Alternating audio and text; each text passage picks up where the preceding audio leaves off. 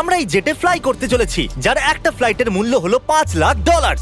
আর আমরা $25,000 private জেটেতেও fly করব, আর একটা $10,000 ফার্স্ট ক্লাস সিটেতেও, আর একটা ব্লিমেও, আরো অনেক কিছু। কিন্তু পৃথিবীর কিছু লাক্সারিয়াস প্লেনে যাত্রা করে কেমন লাগে সেটা দেখবার আগে আমরা পৃথিবীর সব থেকে সস্তা প্লেনে যাত্রা করব। এর অবস্থা খারাপ। এই নাও $1। আমি খুবই নার্ভাস। তোমার নার্ভাস হওয়ার কোনো দরকার নেই, আমি হাফ ডজন বার এটা করেছি। আপনি এটা 6 বার করেছেন। এর আওয়াজটা লন মোভার ইঞ্জিনের মতো কেন?